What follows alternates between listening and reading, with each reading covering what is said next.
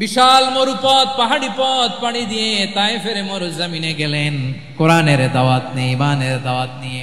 কিন্তু তায়েফের লোকেরা বিশ্বনবীর দাওয়াতকে শুধু প্রত্যাখ্যান করেই থামে নাই, আমার পেয়ারা নবীর গায়ে পাথর মেরেছে, বিশ্বনবীর গা বেয়ে ঝরঝর করে রক্ত ঝরেছে, নবী জামিনের মধ্যে লুটিয়ে পড়েছে। 24-এর ছাত্র নাগরিক অভ্যুত্থানে, এই অভ্যুত্থান যখন শুরু হয় আমি তখন সাউথ আফ্রিকাতে একটা স্ট্যাটাস দিয়েছিলাম, কোটা নয় গোটা দেশ সংস্কার করা লাগবে। শুধু বাংলাদেশ নয়, সারা বিশ্বের বাংলা ভাষাভাষী লোকেরা এই আন্দোলনের সাথে সমর্থন করেছে। আমাদের ইউনাইটেড আরব আমিরাতের বাংলাদেশি ভাইয়েরা তারা সেখানে রাস্তায় নেমে এসেছিল, জানেন ওইখানে ডেমনস্ট্রেশন করা যায় না, সেখানকার সরকার তাদেরকে যাবজ্জীবন দিয়েছিল। তখন প্রধান উপদেষ্টা ডক্টর মোহাম্মদ ইউনূস সরাসরি G2G বলে, এটারে G2G, government to government, G2G, উনি চিঠি লিখলেন যে তাদেরকে, ইউর হাইনেস, হে সম্মানিত আমির, আপনি আমার এই চিঠির কারণে আমার সম্মানে এই 53 জন বাংলাদেশিকে মাফ করে দেন। এই চিঠির বদৌলতে বেকসুর খালাস পেয়ে গিয়েছিল আমাদের ভাইরা। জানেন না এই ঘটনা আপনারা? যে মায়ের বুকের তাজা দুধ খেয়ে আপনি আজকে বাড়ন্ত তাজা তরতাজা, ওই মারে বাদ দেয়া যাবে? মায়ের এক ধারে দুধের দাম, কাটিয়া গায়ের চাম, পাপুষ বানাইলেও ঋণের শোধ হবে না, এমন দরদি ভাবে কেউ হবে না আমার মাহাগো। আমার নবী ইহুদিকেও সম্মান দিতে কার্পণ্য করে নাই। আওয়াজ করে বলেন আল্লাহু আকবার। উহুদের ময়দানে 70 জন মুসলমান শহীদ হলো। এই ইহুদি সেও মুসলমানের পক্ষে যুদ্ধ করে নিহত হলো। সুবহানাল্লাহ বলেন। মুসলিমদের লাশ যখন নিয়ে আসা হলো, এই মুখাইরিকের লাশও নিয়ে আসা হলো। মুসলিমদের লাশের পাশে মুখাইরিকের লাশ দেখে বিশ্বনবী মুখাইরিকের প্রতি অনেক খুশি হলেন। আর বিশ্বনবী খুশি হয়ে বললেন, মুখাইরিক খৈরু ইয়াহুদ, মুখাইরিক যদিও তুমি ইহুদি, তারপরে তুমি সব ইহুদিদের মধ্যে সেরা ইহুদি। পড়েন সুবহানাল্লাহ। I'm very happy to see this scenario. মাশাআল্লাহ, আলহামদুলিল্লাহ। আমি একটু দেখতে চাই যে রংপুর বিভাগের কে কোন জেলা থেকে আপনারা এসেছেন। কুড়িগ্রাম থেকে কারা এসেছেন দেখি? কুড়িগ্রাম, মাশাআল্লাহ মাশাআল্লাহ। আচ্ছা, গাইবান্ধা জেলার কে আসছেন? গাইবান্ধা, মাশাআল্লাহ। ঠাকুরগাঁও অনেকে আসছেন। দিনাজপুর জেলা থেকে, মাশাআল্লাহ। নীলফামারী, ঠিক আছে, ফি আমানিল্লাহ। পঞ্চগড় অনেক আসছে। রংপুর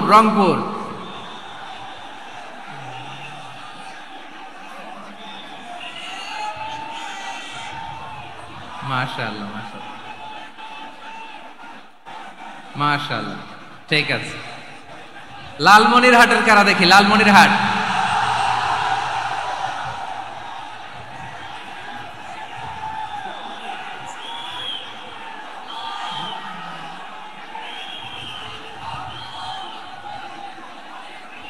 মাশাআল্লাহ মাশাআল্লাহ মাশাআল্লাহ।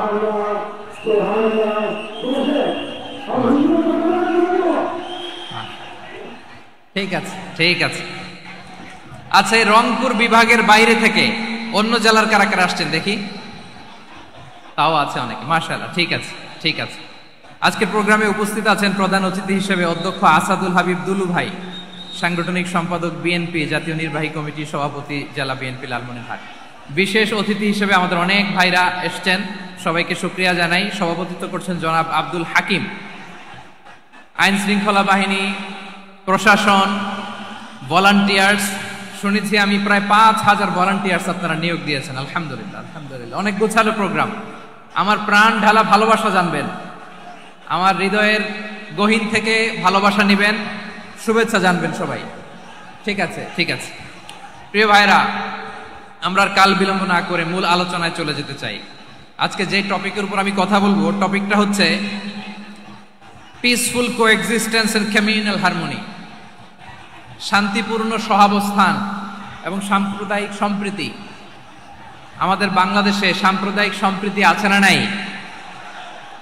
আবহমান কাল থেকে আমরা মুসলিম, হিন্দু, বৌদ্ধ, খ্রিস্টান, পাহাড়ি, নৃগোষ্ঠী মিলেমিশে একাকার, আমরা সবাই মিলে বাংলাদেশ। আওয়াজ করে বলেন ঠিক কিনা? আমাদের পারস্পরিক সম্প্রীতি, ভালোবাসা, সৌহার্দ্যপূর্ণ আচরণ, বোঝাপড়া, এটা বেশ মজবুত, বেশ মজবুত। তবে মাঝে মাঝে আমাদের এই সম্প্রীতির ভেতরে অনেকে ফাটল ধরাতে চায়। আমরা যে সুখে আছি, শান্তিতে আছি, এটা অনেকের ভালো লাগে না, ঠিক কিনা বলেন?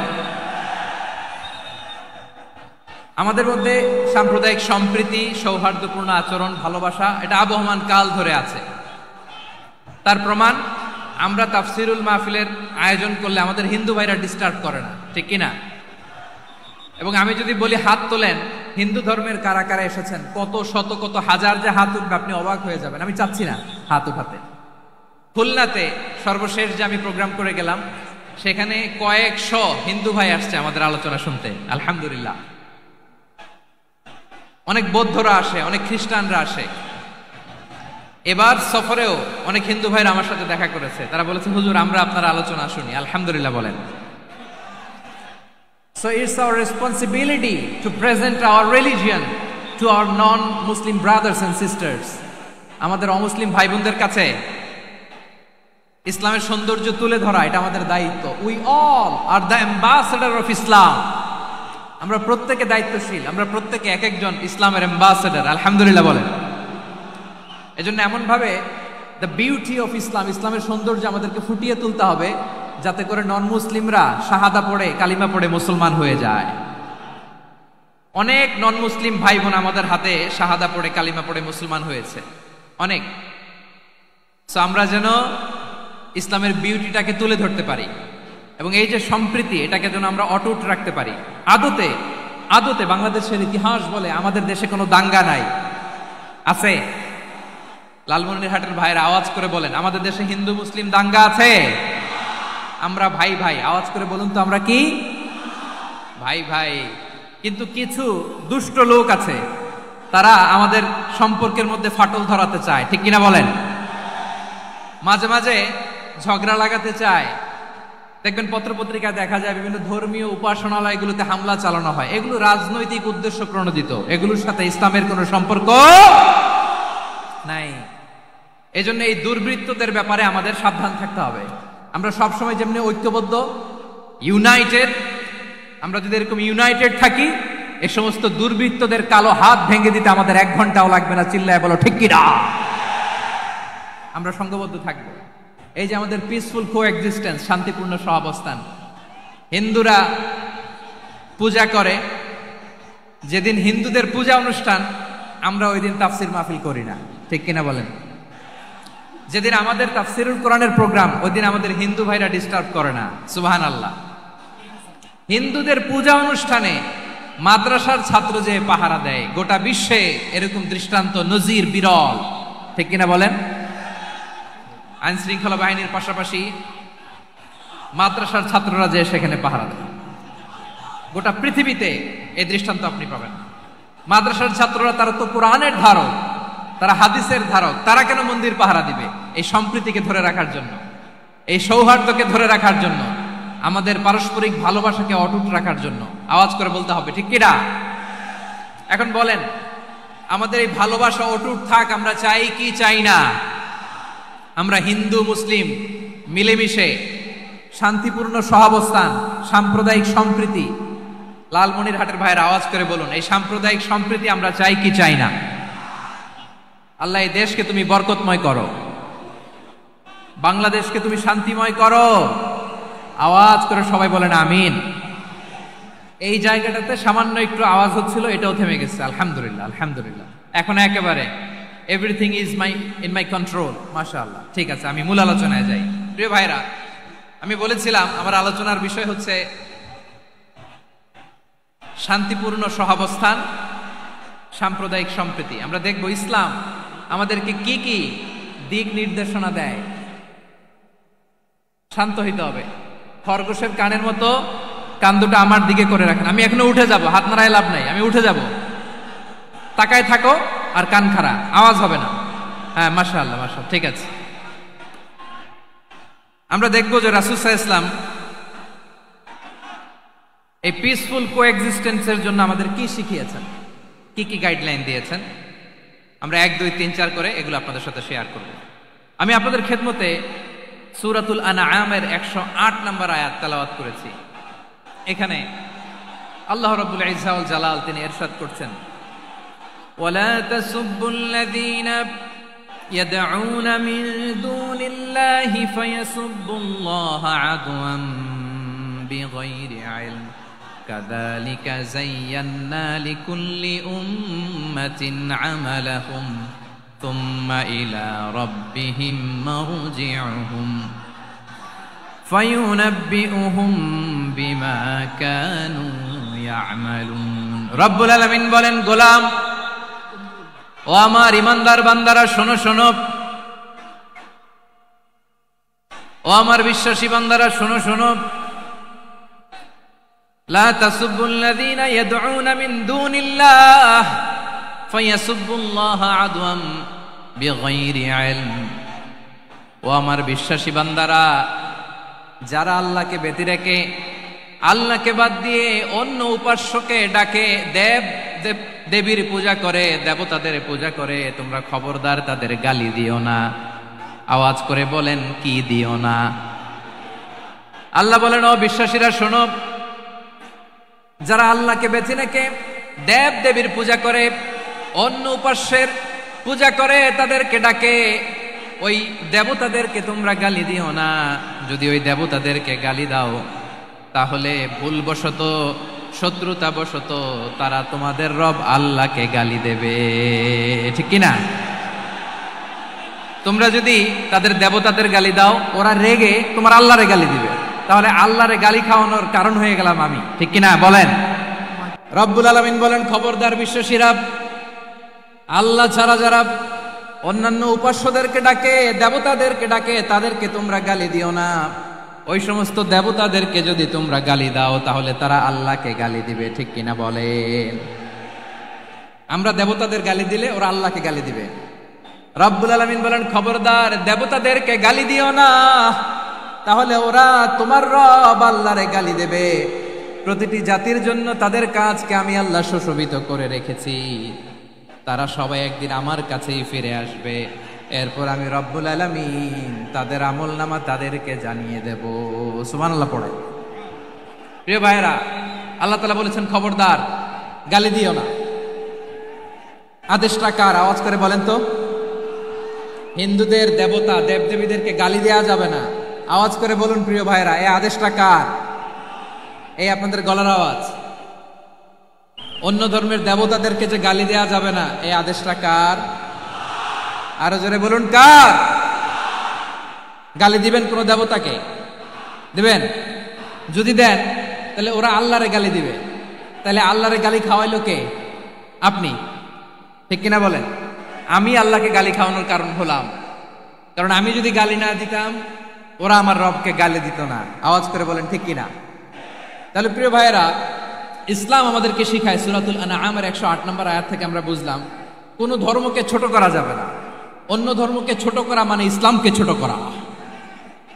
অন্য ধর্মের দেবতাকে গালি দেওয়া মানে আল্লাহকে গালি খাওয়ানো। আওয়াজ করে বলেন, ঠিক কিনা? খবরদার, এটা করা যাবে না। আর অন্য ধর্মের দেবতাকে যদি আপনি গালি দেন, ওরা ইসলাম থেকে দূরে সরে যাবে। যাও ইসলামের প্রতি আকৃষ্ট হয়েছিল আর কোনোদিন ইসলামের ধারে কাছে আসবে না। আওয়াজ করে বলেন, ঠিক কিনা? এজন্য কখনো কোনোদিন অন্য ধর্মের দেবতাদেরকে গালি দেয়া যাবে না। অন্য ধর্মের কোন দেবতাদেরকে আমরা গালি দিব না, গালি দিব না, বরং ইসলামের beauty, the beauty of Islam, ইসলামের সৌন্দর্যকে আমরা তুলে ধরবো। আমরা যদি বিশ্বনবী সাল্লাল্লাহু আলাইহি ওয়াসাল্লামের জীবনের দিকে তাকাই, তাহলে আমি দেখব বিষ্ণু ইসলাম মক্কাতে কিংবা মদিনাতে অন্য ধর্মের লোকদের সাথে খুব পিসফুলি লাইফ লিড করেছেন। হোক মুশরিক, হোক খ্রিস্টান, হোক ইহুদি, বিশ্বনবী সবার সাথে মিলেমিশে ছিলেন। আলহামদুলিল্লাহ বলেন। ইসলাম হচ্ছে peaceful religion.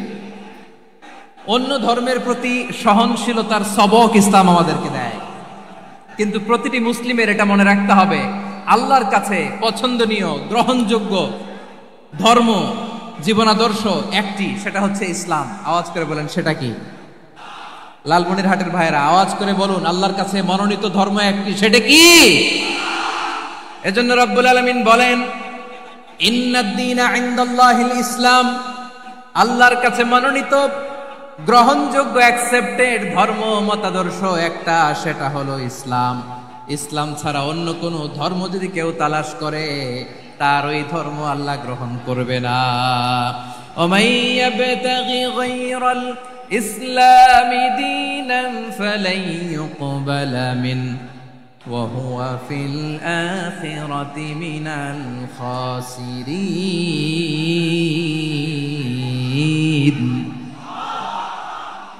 Whoever seek anything except Islam, that won't be accepted from him, and he will be loser in the day of judgment. কিয়ামতের দিন ইসলাম ছাড়া কেউ যদি অন্য কোনো ধর্ম তালাশ করেছে দুনিয়াতে, তার এই মতাদর্শ গ্রহণ করা হবে না, and he will be loser, সে হবে লুজার, ক্ষতিগ্রস্ত। হাই হাই কোম্পানির ম্যানেজার, ওর আমও শেষ, সালাও শেষ। আওয়াজ করে বলেন ঠিক কি না?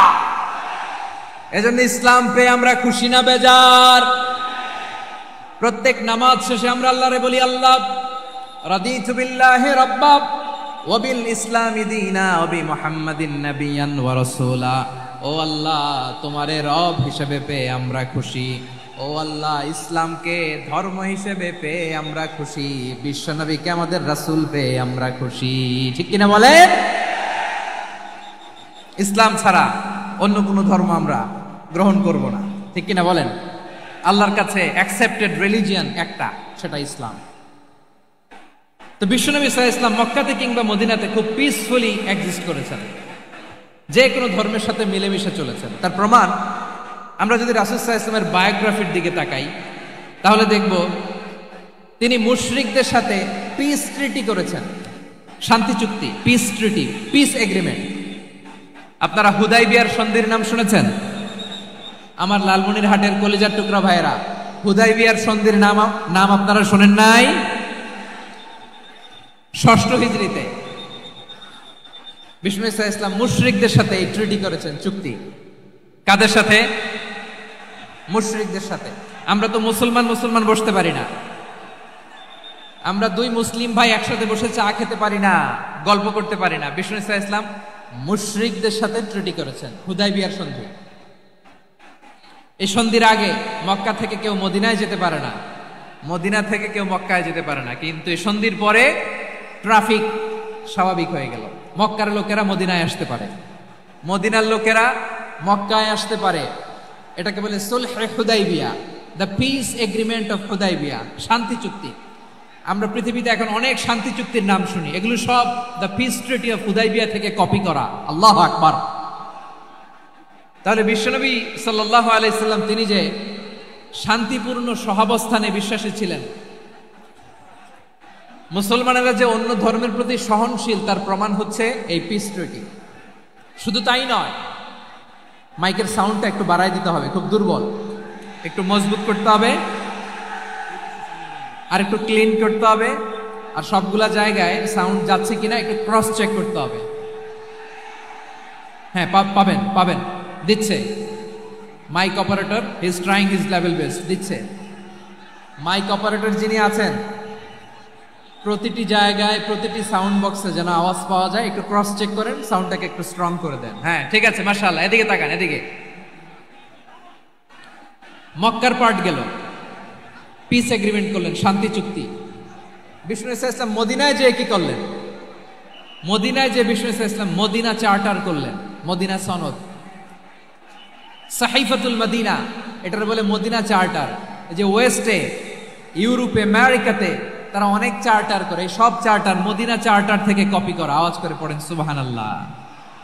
বিষ্ণু ইসলাম মদিনায় গেলেন, মদিনাতে মুসলিম, মুশরিক, ইয়াহুদি, এই 3 ধর্মের লোক মিলে সব স্টেক হোল্ডার যারা আছে সবাইকে নিয়ে বিষ্ণু ইসলাম মদিনা চার্টার করলেন, মদিনা সনদ। পড়েন সুবহানাল্লাহ। শুধু তাই নয়, মক্কাতে বিশ্বনবী পিস এগ্রিমেন্ট করলেন, শান্তি চুক্তি মুশরিকদের সাথে। মদিনাতে যে বিশ্বনবী মদিনা চার্টার করলেন, মদিনা সনদ করলেন ইহুদিদের সাথে। আবার মদিনাতে বিশ্বনবী ইহুদিদের সাথে পিস ডায়ালগ করলেন। ইন্টারফেথ ডায়ালগ করলেন, আন্তধর্মীয় সংলাপ করলেন, যে সংলাপের মূল ভিত্তি ছিল তাওহীদ। মূল ভিত্তি ছিল কি? তাওহীদ। বিশ্বনবী ইহুদিদেরকে ডাকলেন, আহ্বান করলেন, কুল ইয়া আহলাল কিতাবি তাআলাউ ইলা কালিমাতিন সাওয়াইন বাইনানা ওয়া বাইনাকুম আল্লা না'বুদা ইল্লাল্লাহ ولا نشرك به شيئا ولا يتخذ بعضنا بعضا أربابا من دون الله فإن تولوا فقولوا اشهدوا بأننا مسلمون سبحان الله পড়েন। বিশ্বনবী মদিনার ইহুদিদের ডেকে বললেন, ও ইহুদিরা শোনো শোনো, আসো এমন একটা আদর্শের প্রশ্নে আমরা একত্রিত হই যে আদর্শের প্রচার তোমাদের নবীরাও করেছে, আমিও করি, যে আদর্শের কথা তোমাদের পবিত্র ধর্মগ্রন্থগুলোতে আছে, আমার কোরআনেও আছে, সেটা হলো তাওহীদ। আমরা এক আল্লাহ ছাড়া কারো ইবাদত করব না, আল্লাহর সাথে কাউরে শরীক করব না, আল্লাহ ছাড়া কাউরে রব মানব না। পড়েন সুবহানাল্লাহ। তাহলে আমার প্রিয় লালমনিরহাটের ভাইরা, মদিনাতে যেয়ে তিনি মদিনা চার্টার করলেন, মদিনা সনদ, পিস ডায়ালগ করলেন, শান্তির সংলাপ, ইন্টারফেথ ডায়ালগ করলেন, আন্তধর্মীয় সংলাপ, যার ভিত্তি ছিল তাওহীদ। সুবহানাল্লাহ পড়েন। তাহলে অন্য ধর্মের প্রতি সব সময় ইসলাম সহনশীল, টলারেন্স। যদি আপনি দেখতে চান ইসলামের নবী বিশ্ব নবীর দিকে তাকান, ঠিক কিনা বলেন? আমরা তো সংখ্যালঘুদের রাইটস প্রোটেক্ট করার জন্য কত আইন বানাই, কত বৈঠক করি, কত সংবাদ সম্মেলন করি। বিষ্ণু সাল্লাল্লাহু আলাইহি ওয়াসাল্লাম সংখ্যালঘুদের রাইটসের ব্যাপারে, অধিকারের ব্যাপারে যে কথা বলেছেন, শুনলে আপনি অবাক হয়ে যাবেন। বিশ্বনবী বলেন, আলা মান যালামা মুআহাদান আও ইনতাকাসাহু আও কাল্লাফাহু ফাওকা তাআতিহি আও কাল্লাফাহু ফাওকা তাকাতিহি আও আখাযা মিনহু শাইআন বিগাইরি তিবি নাফসিন ওয়া আনা হাজিজুহু ইয়াউমাল কিয়ামা। খবরদার, জেনে রাখো, কেউ যদি কোনো সংখ্যালঘুর উপরে অত্যাচার করে, কোনো সংখ্যালঘুর প্রাপ্য থেকে যদি কেউ কাউকে ঠকায়, সংখ্যালঘুর উপর যদি কেউ কষ্ট দেয়, কোনো সংখ্যালঘুর সম্পদ যদি কেউ জোর করে কেড়ে নেয়, আমি কিয়ামতের দিন বিশ্বনবী ওই সংখ্যালঘুর পক্ষে আর ওই মুসলমানদের বিপক্ষে বাদী হয়ে দাঁড়াবো। সুবহানাল্লাহ বলতে পারলেন না? আল্লাহু আকবার। আপনি নামাজি, আপনি মুসল্লি, আপনি হাজী সাহেব, তাহাজ্জুদ পড়তে পড়তে কপালে দাগ ফেলে দিছেন, আপনার প্রতিবেশী হিন্দু, ভাবছেন আমার তো পাওয়ার আছে, ওর জমিটা দখল করি। বিশ্বনবী বলেন, কিয়ামতের দিন ওই হিন্দুর পক্ষে তোর বিরুদ্ধে আমি বাদী হয়ে দাঁড়াবো। পৃথিবীর কোন ধর্মে এরকম স্টেটমেন্ট পাবেন? পাবেন? আপনি ভাবছেন আপনি নামাজ পড়লে হাজী সাহেব কপালে দাগ ফেলায় দিলে আপনি সালসালায়ে জান্নাতে চলে যাবেন না? খবরদার। বিশ্বনবী বলেন, কোন সংখ্যালঘুর উপর যদি কেউ আক্রমণ করে, তার প্রাপ্য তাকে না দিয়ে যদি তাকে ঠকায়, তার উপর জুলুম করে, তার সম্পদ যদি কেড়ে নেয়, আমি নবী, তুমি মুসলিম হইতে পারো, মুসল্লি হইতে পারো, তার পক্ষে, তোমার বিপক্ষে আল্লাহর দরবারে বাদী হয়ে দাঁড়াবো।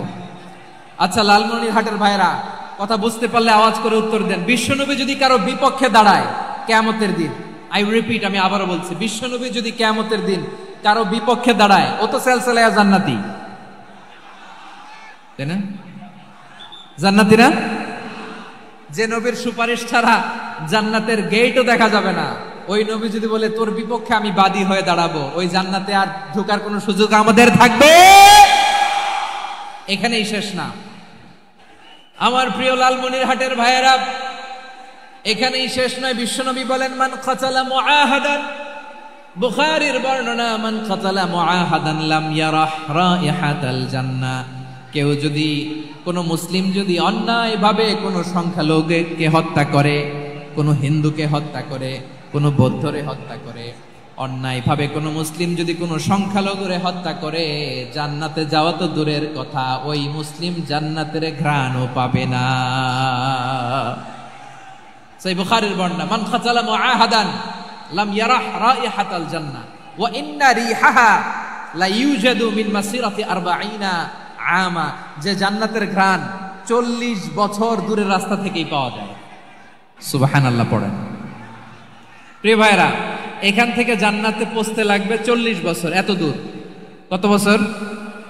সবাই বলেন কত বছর?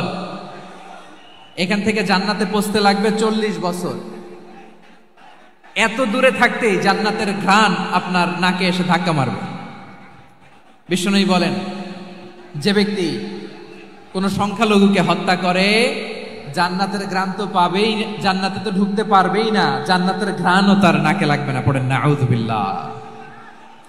তাহলে সংখ্যালঘুদের ব্যাপারে ইসলামে অধিকার দেয়া আছে না নাই? লালমনিরহাটের ভাইয়ের আওয়াজ করে বলেন, আমার সংখ্যালঘু হিন্দু ভাইদের রাইটস, অধিকার আমাদের ইসলামে প্রোটেক্টেড আছে না নাই? এখানেই শেষ না। বিষ্ণু ইসলাম আপনার অমুসলিম প্রতিবেশীর সাথে ভালো আচরণ করতে বলেছে। আমাদের হয় না এটা মুসলিম পাড়া, ওটা বৌদ্ধ পাড়া, হয় না? অনেক সময় হয় না এটা আমাদের মুসলিম পাড়া, ওইটা হিন্দু পাড়া, এরকম আছে না নাই? লালমনিরহাটে নাই না? আছে? হিন্দু যদি আপনার প্রতিবেশী হয় কি করবেন? ওরে কষ্ট দিবেন নাকি? কেন? ও তো হিন্দু, ও তো আমার আল্লাহরে ডাকে না, ওরে কষ্ট দিলে যায় যাবে না? খবরদার। বিষ্ণু ইসলাম বলেন, মান কানা ইউমিনু বিল্লাহ ওয়াল ইয়াউমিল আখির ফালিউকরিম জারাহ, যে আল্লাহ বিশ্বাস করে আর আখিরাতে বিশ্বাস করে সে যেন প্রতিবেশীর সাথে ভালো আচরণ করে। সুবহানাল্লাহ। কলিজা জুড়ায় যায় না আমার নবীর কথাগুলো শুনলে? যে আল্লাহ বিশ্বাস করে, যে আখিরাতে বিশ্বাস করে সে যেন প্রতিবেশীর সাথে ভালো আচরণ করে। এখানে বলছে মুসলিম প্রতিবেশী বলছে, নামাজি প্রতিবেশী বলছে, আল্লাহওয়ালা প্রতিবেশী বলছে না। প্রতিবেশী আস্তিক হোক নাস্তিক হোক, প্রতিবেশী মুমিন হোক মুশরিক হোক, প্রতিবেশী হইলেই তার সাথে ভালো আচরণের দরকার আছে না নাই? আমার প্রিয় লালমনিরহাটের ভাইয়েরা, বিষ্ণু ইসলাম ওনার ইহুদি প্রতিবেশীদের দেখাশোনা করতেন।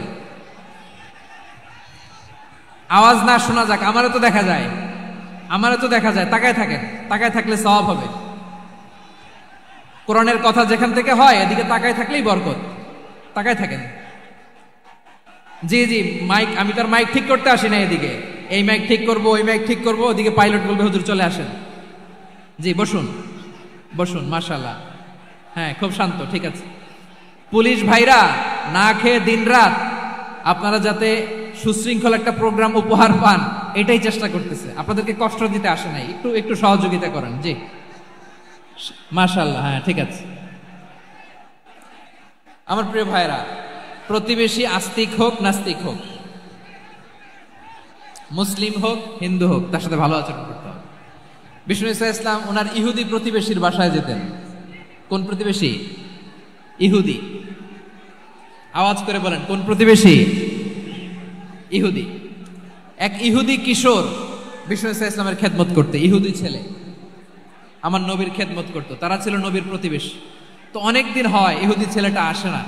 বিষ্ণুনবী খোঁজ দিলেন, ঘটনা কি? একটা ইহুদি ছেলে না আমার খেদমতে আসতো, ছেলেটা কই? খোঁজ নিয়ে জানলেন ছেলেটা অসুস্থ। বিষ্ণু ইসলাম ওই ইহুদির বাড়িতে চলে গেলেন ওই ছেলেটাকে দেখা করার জন্য, ভিজিট করার জন্য। সুবহানাল্লাহ পড়বেন না? গেলেন, যে দেখে ইহুদি ছেলেটা মুমূর্ষ, জান জান যায় যায় ভাব, বিছানায় পড়ে আছে, তার বাবা দাঁড়ানো। বিশ্বনবী তার মাথার পাশে বসলেন, মাথায় হাত বুলিয়ে দিলেন, আর ছেলেটাকে বললেন আসলিম, হে ইহুদি ছেলে আসলিম, ইসলাম ধর্ম গ্রহণ করো। তো ছোট্ট ছেলে ভাবে আমরা ইহুদি, এখন ইসলাম ধর্ম গ্রহণ করলে আব্বা যদি বকা দেয়, ফানাযারা ইলা ওয়াজহি আবি, ছেলেটা তার বাবার চেহারার দিকে তাকালো, দেখি আব্বা কি কয়। আব্বা যদি বলে তাইলে ইসলাম ধর্ম গ্রহণ করবে। ইহুদি ছেলেটা তার বাবার দিকে যখন তাকালো, ওর বাবা বলে আতি আবুল কাসিম, আবুল কাসিম যা বলে তাই করো। আবুল কাসিম হচ্ছে বিষ্ণু ইসলামের একটা কুনিয়াত, উপনাম। আমার রাসূলের বড় ছেলের নাম ছিল কাসেম। যেমন দেখবেন আমাদের এলাকায় কারো ছেলের বড় ছেলের নাম যদি হয় আব্দুল্লাহ, এরা আব্দুল্লাহর বাপ বলে ডাকে। কারো বড় মেয়ের নাম যদি হয় ফাতেমা, এরা কি ডাকে? ফাতেমার বাপ বলে না? তো বিষ্ণু ইসলামের বড় ছেলের নাম ছিল কাসেম। ইহুদি বাবা বলল আতি আবুল কাসেম, আবুল কাসেম যা বলে তাই শোনো, মানে মোহাম্মদ যা বলে তাই শোনো। এই কথা শুনে ছেলে সাহস পাইছে, ছেলে আবার পড়তে আরম্ভ করলো আশহাদু আল্লাহ ইলাহা ইল্লাল্লাহ ওয়া আশহাদু আন্না মুহাম্মাদার রাসূলুল্লাহ পড়েন আল্লাহু আকবার। বিশ্বনবীর আহ্বান শুনে ওই আহ্বানে সাড়া দিয়ে ইহুদি ছেলে শাহাদা পড়ে মুসলমান হয়ে গেল। তার হৃদয়টারে ঈমানের নূর দিয়ে আলোকিত করে দিল কে? প্রিয় ভাইরা, এবার রাসূল সাল্লাল্লাহু আলাইহি ওয়াসাল্লাম বের হয়ে আসলেন ঘর থেকে আর বললেন, আলহামদুলিল্লাহিল্লাযী আনকাযাহু মিনান নার। প্রশংসা সে আল্লাহর, যে আল্লাহ জাহান্নামে চলে যাচ্ছিল প্রায় এমন একটা লোককে মুহূর্তের মধ্যে কালেমায়ে শাহাদাতের বদৌলতে জান্নাতি বানায় দিলেন। আওয়াজ করে পড়েন সুবহানাল্লাহ। এই হাদিস থেকে আমরা কি শিখলাম? What is the moral of the story? এক নাম্বার স্টোরি হলো, প্রতিবেশী ইহুদি হোক হিন্দু হোক, যাবেন, সুসম্পর্ক রাখবেন, উপহার দিবেন, বিপদে পাশে দাঁড়াবেন, তাইলেই তো আপনাদের প্রতি, মুসলমানদের প্রতি তারা আকৃষ্ট হবে, ঠিক কিনা বলেন? আপনি যদি হিন্দুদের সাথে বৌদ্ধদের সাথে নাই মিশেন, নাস্তিকের কাছে নাই যান, তো ইসলামের সৌন্দর্যটা ওরা বুঝবে কেমনে? আমার অনেক হিন্দু পরিচিত ভাই আছে, ওরা আমাদের ইফতারির প্রোগ্রামে এসে একসাথে ইফতারি করে। অনেক মদখোর আমার সাথে বসে একসাথে ডিনার করে, হাফ প্যান্ট পরা, গলায় স্বর্ণের চেইন, হাতে স্বর্ণের ব্রেসলেট, আইসা আমার সাথে ডিনার করছে, আছে এরকম। গাঁজাখোর, আমি বলে আসো, welcome welcome to my dinner, আসো বসো। বসলেই তো আমি ওর ডিএনএ, চিন্তার ডিএনএ চেঞ্জ করে দেওয়ার সুযোগ পাবো। চিল্লায় বলো ঠিক কিনা? আসতে হবে আমার কাছে। Our door is open. The door of Islam is open 24/7. সব সময় আমাদের ইসলামের দরজা আমার অমুসলিম ভাইদের জন্য খোলা আছে না নাই? এই হাদিস থেকে দুইটা শিক্ষা। এক নম্বর শিক্ষা, প্রতিবেশী মুসলিম হোক অমুসলিম হোক, যান, অসুস্থ হইলে একটু আপেল নিয়ে যান, আঙ্গুর নিয়ে যান, কমলা নিয়ে যান, তাদের সাথে ভালো আচরণ করেন। ইসলামের বিউটি দেখে, সৌন্দর্য দেখে অবাক হবে, নসিব ভালো হলে কোনোদিন কালিমা পড়ে মুসলমান হয়ে যাবে, ঠিক কিনা বলেন? তাহলে অমুসলিমের সাথে ভালো সম্পর্ক। বিশ্বনবী ইহুদির বাড়িতে গেলেন, ইহুদির বাড়ি, আর আমার মুসলমান ভাই আমার কাফের বলে, এরকম আছে না নাই? মুসলিম মুসলিমরা দেখতে পারে না, সহ্য করতে পারে। বিশ্বনবী সাল্লাল্লাহু আলাইহি ওয়াসাল্লাম ইহুদির বাড়িতে গেলেন, এটা একটা শিক্ষা। আরেকটা শিক্ষা হলো, ভাইরা ধাক্কা মেরে এসে সামনে এসে কি লাভ? প্রোগ্রাম তো শেষ হচ্ছে, এখনই শেষ হচ্ছে। তো এই যে আমাদের বকশি ভাই ওয়াদা নিল, হাত তোলালো, মিম বলে এত কথা বলল, তো আমি জেলায় জেলায় যে খালি হাত নাড়াই তোমাদের জন্য নাকি? হ্যাঁ, হাত নাড়াই শুধু। এই ধাক্কাইতে ধাক্কাইতে এদিকে এসে হাত নাড়াইতেছে, হয়েছে তো, দেখলাম তো, ঠিক আছে, মাশাআল্লাহ, অনেক সুশৃঙ্খল, অন্যান্য যে কোনো জেলার চেয়ে অনেক সুশৃঙ্খল। আমার দিকে তাকাও, আমার দিকে তাকাও, ঠিক আছে। এই যে দাঁড়িয়ে আছে, একটা ছেলে নড়ে না, দেখছেন? মাশাআল্লাহ মাশাআল্লাহ মাশাআল্লাহ। হ্যাঁ, এইভাবেই। আর কয়েকটা মজাদার কথা আছে, শোনো। এই হাদিস থেকে আমাদের শিক্ষা হলো, আমার প্রতিবেশী যেই ধর্মের হোক আমি সম্পর্ক রাখবো। অসুস্থ হলে যাব, কি বলেন ভাইরা? যাবেন না? যাবেন না আপনারা? আচ্ছা, 2 নম্বর শিক্ষা হলো, বিষ্ণু ঈসা ইসলামের খাদেম ছিল ইহুদি, এতদিন খেদমত করলো, একদিনও বিশ্বনবী ওরে কালিমার দাওয়াত দেয় নাই। কারণ কি?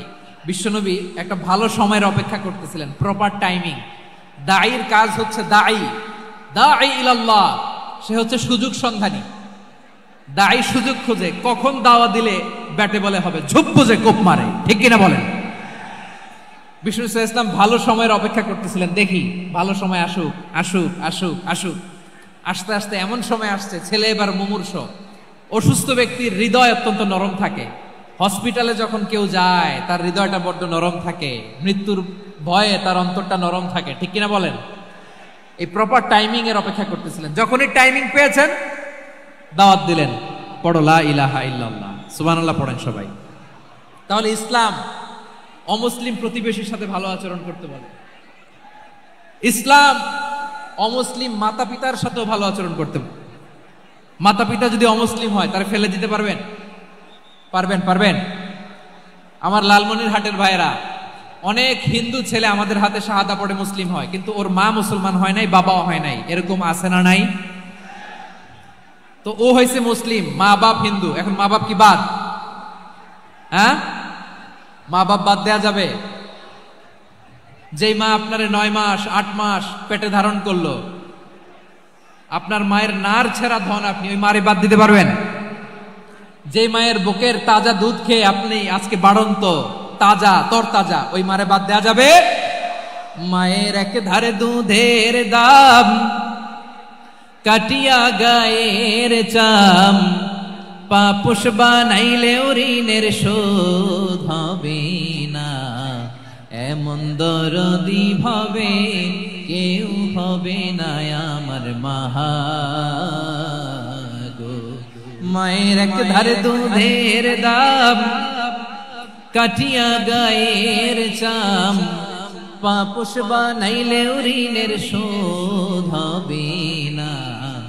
এমন দরদি ভাবে কেউ হবে না আমার মাহা গো। ঠিক কিনা? মাকে তো বাদ দেওয়া যায় না। وَقَضَى رَبُّكَ أَلَّا تَعْبُدُوا إِلَّا إِيَّاهُ وَبِالْوَالِدَيْنِ إِحْسَانًا। আল্লাহ বলে অবধারিত দুইটা ভার্ডিক্ট তোমাদের জন্য, এক আল্লাহর ইবাদত করবা আর মা বাবার প্রতি ইহসান করবা। আদেশটা কার? মা বাবার প্রতি ইহসান করতে হবে। আমার মা হিন্দু হোক ভালো আচরণ করতে হবে, বৌদ্ধ হোক ভালো আচরণ করতে হবে। আমার যে সমস্ত হিন্দু ভাইয়েরা মুসলিম হয়েছে, তোমাদের মা বাবা এখনো মুসলমান হয় নাই, তাদের সাথে ভালো আচরণ করতে হবে। আপনাদের খেদমত নিজে করতে হবে অথবা খেদমতের ব্যবস্থা করাই দিতে হবে। মান্থলি যে খরচ লাগে এটা দিতে হবে। আরে তুমি এখন মুসলিম, তোমার মা বাবা হিন্দু, এখনই তো সুযোগ ইসলামের সৌন্দর্য দেখানো। এখন মা বাবা যদি দেখে আরে এটা হিন্দু থাকতে তো বদমাইশ ছিল, বেয়াদব ছিল, কি এমন ধর্ম সে গ্রহণ করলো যেটা গ্রহণের সাথে সাথে সে পাল্টে গেল? কি এমন ধর্ম সে গ্রহণ করেছে যেটা তার জীবনকে আলোকিত করে দিয়েছে? নসিব ভালো হইলে তারাও কালিমা পড়ে মুসলমান হয়ে যাবে। বিষ্ণু ইসলামের স্ত্রীর নাম ছিল আয়েশা রাদিয়াল্লাহু তাআলা আনহা, আবু বকর রাদিয়াল্লাহু তাআলা আনহুর মেয়ে। আবু বকর রাদিয়াল্লাহু তাআলা আনহুর আরেক মেয়ের নাম হচ্ছে আসমা। কি নাম? দুজনই আবু বকর রাদিয়াল্লাহু তাআলা আনহুর মেয়ে, আসমা আর আয়েশা। নাম দুটো কেমন লাগে? আসমা নামটা কেমন লাগে? আয়েশা নামটা কেমন লাগে? সবার ভালো লাগে নাই? নাম দুটো আপনাদের ভালো লাগে? লালমনিরহাটে অনাগত যদি কন্যা সন্তান হয়, যদি মনে চায় আসমা রেখে দিতে পারবেন, যদি মনে চায় আয়েশা রেখে দিয়ে। দেশে বিদেশে এয়ারপোর্টে রাস্তা ঘাটে শুধু বলে হুজুর একটা নাম দেন, আমার ছেলের একটা নাম দেন, মেয়ের একটা নাম দেন। আমার মনে আছে যশোরের আবদিনের মাহফিলে আমি একটা দুইটা নাম দিয়েছিলাম। আজকে লালমনিরহাটের এই প্রোগ্রামে কন্যা সন্তান যদি হয় দুটা নাম দিলাম, আসমা কিংবা আয়েশা। ইনশাআল্লাহ পড়েন। দুজন বোন, এক মায়ের না, বাবা এক মা দুজন। আয়েশা রাদিয়াল্লাহু তাআলা আনহার মায়ের নাম উম্মে রুমান, আর আসমা রাদিয়াল্লাহু তাআলা আনহার মায়ের নাম কুতাইলা বিনতে আব্দুল উজ্জা। আবু বকর রাদিয়াল্লাহু তাআলা আনহু 4টা বিয়ে করেছিলেন। তো একই ঘটনা ঘটেছে এই ফ্যামিলিতে। আসমা ইসলাম ধর্ম গ্রহণ করে মুসলিমা, কিন্তু তার মা কুতাইলা মুশরিকা। আই রিপিট, বোঝার জন্য আমি আবারও বলি, আসমা রাদিয়াল্লাহু তাআলা আনহা মুসলিমা, আর আসমার মা কুতাইলা, আওয়াজ করে বুঝে থাকলে বলেন, আসমার মা মুশরিকা। তার মানে মেয়ে মুসলিম, মা অমুসলিম। ভেজাল আছে না নাই? কিন্তু কুতাইলা আর ধৈর্য ধারণ করতে পারে না। নার ছেড়া ধন, কলিজার টুকরা ধন, কলিজার টুকরা সন্তান আসমারে দেখতে বড্ড মন চায়। সাইয়েদনা আসমা রাদিয়াল্লাহু তাআলা আনহা মক্কা থেকে হিজরত করে মদিনায় চলে গেলেন। হুদাইবিয়ার পর যখন মক্কা মদিনার ট্রাফিক স্বাভাবিক হলো, মক্কার লোক মদিনায় যায়, মদিনার লোক মক্কায় আসে। কুতাইলা কলিজার টুকরা সন্তান আসমারে দেখার জন্য কিছু উপহার নিয়ে বিশাল মরুপথ পাড়ি দিয়ে মক্কা থেকে মদিনায় যায়। সুবহানাল্লাহ বলেন। এখন মা আসছে মেয়ের সাথে দেখা করতে, মেয়ে তো আর দেখা দেয় না। মেয়ে ভাবছে আমার মা তো মুশরিকা, অপবিত্রা, তার সাথে কি দেখা দেয়া যাবে? বিশ্বনবীর দরবারে চলে গেলেন। সুবহানাল্লাহ বলেন।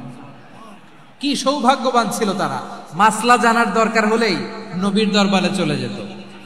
ঘরে বউয়ের সাথে ঝগড়া হলে নবীর দরবারে চলে যেত।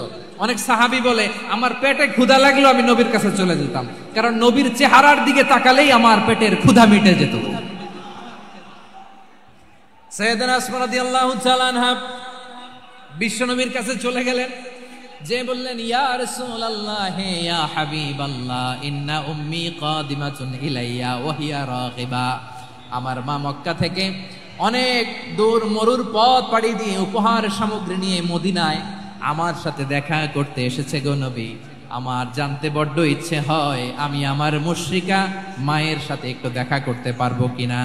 আফা আসিলুহা, আগে যেমনি আমি আমার মায়ের সাথে ভালো আচরণ করতাম, যেমনি আমি আমার মায়ের সাথে সদাচরণ করতাম গো নবী, এখন আমি মুসলিমা মা মুশরিকা, এখনো কি আগের মতো সদাচরণ করতে পারবো নাকি? বিশ্বনবী বললেন নাম সিদিহা, হ্যাঁ রে আসমা, অবশ্যই অবশ্যই, আগে ঠিক যেমন তুমি তোমার মায়ের সাথে ভালো আচরণ করতে এখনো তেমনি আগের মতো ভালো আচরণ করবা। আওয়াজ করে পড়েন সুবহানাল্লাহ। কি ইসলাম আমরা পেয়েছি, কত ব্রড মাইন্ডেড আমাদের ইসলাম, কত ওপেন মাইন্ডেড ইসলাম, কত ওপেন আপ করতে পারে, চিন্তা করতে পারেন। বিষ্ণু বললেন হ্যাঁ অবশ্যই, নাম সুলিহা, আগে যেমনি ভালো আচরণ করছো আসমা এখন ওইরকমই করো, পারলে আরো বাড়ায় করো। সুবহানাল্লাহ বলেন। তাহলে আমার যে হিন্দু ভাইরা হিন্দু বোনেরা ইমানের বদৌলতে দৌলতে আপনি ধন্য হয়েছেন, আপনার আম্মা আব্বা এখনো মুসলমান হয় নাই, তাদের জন্য দোয়া করেন, তাদের জন্য দোয়া করেন, আল্লাহ যেন তাদেরকেও ইমানের দৌলত দান করে। আমরা সবাই পড়ি আমিন, আরো জোরে পড়েন আমিন। এখন বলেন ইসলাম কি ন্যারো মাইন্ডেড রিলিজিয়ান না ব্রড মাইন্ডেড? লালমনিরহাটের যুবক ভাইরা আওয়াজ করো, ইসলাম কি ন্যারো মাইন্ডেড না ব্রড মাইন্ডেড? কতটা ব্রড মাইন্ডেড দেখেন। বিশ্বনবী সাল্লাল্লাহু আলাইহি সাল্লাম অমুসলিমরা যদি নবীকে উপহার দিত ওই উপহারও বিশ্বনবী গ্রহণ করতেন। সুবহানাল্লাহ পড়েন। আপনার অমুসলিম বন্ধু যদি উপহার দেয় সেটাও আপনি নিতে পারবেন, যেটা নেওয়া যায়। কিন্তু আপনার বন্ধু যদি আপনার মদের বোতল দেয় নিতে পারবেন? হ্যাঁ, মদের বোতল দিলে পারবেন না। আপনার বন্ধু যদি আপনার পর্ক দেয়, পর্ক শুকরের গোশত মিশ্রিত কোনো খাবার, ওটা নিতে পারবেন না। হালাল যে কোনো জিনিস নিতে পারবেন। বিশ্বনবী সাল্লাল্লাহু আলাইহি ওয়াসাল্লাম অমুসলিমদের দেয়া হাদিয়া গ্রহণ করতেন। কেমন নবী ছিলেন? আমার নবীরে চিনে নেন, আমার নবীর অ্যাটিটিউড জেনে নেন। বিশ্বনবী সাল্লাল্লাহু আলাইহি ওয়াসাল্লাম যখন কোনো জনপদে যেতেন 3টা অপশন নিয়ে যেতেন। প্রিয় ভাইয়ের আওয়াজ করে বলতে হবে, কোন জনপদে গেলে আমার নবীর অপশন থাকতো কয়টা? আমার মতো 3 আঙ্গুল উঁচু করে দেখান আর বলুন আমার নবী কোন জনপদে গেলে কয়টা অপশন নিয়ে যেতেন? 1 নাম্বার অপশন আসলিম তাসলাম। নতুন এলাকায় গেলে বলতেন আসলিম তাসলাম, ইসলাম ধর্ম গ্রহণ করো, শান্তিতে থাকবা, আমার ভাই হয়ে যাবে, আমরা ভাই ভাই। ইসলাম মানো, আমরা ভাই ভাই। অপশন নাম্বার কত? 1।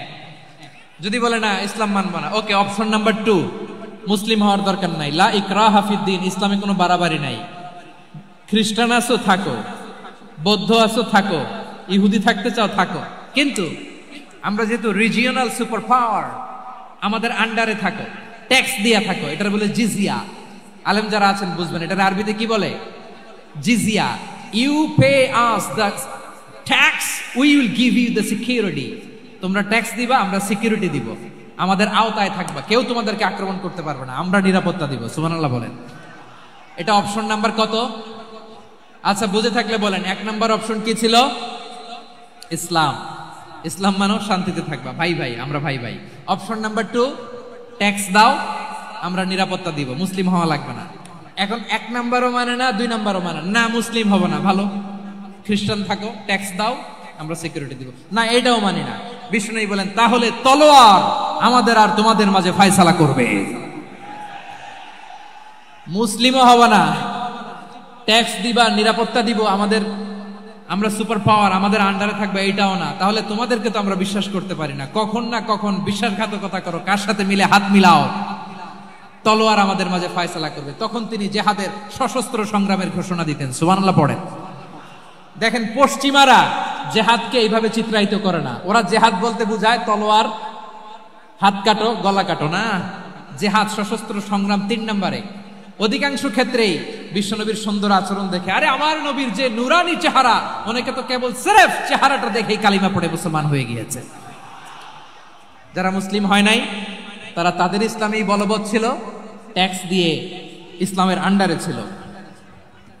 যারা এটাও মানে নাই ওইটাও মানে নাই, তাদের বিরুদ্ধে জেহাদ।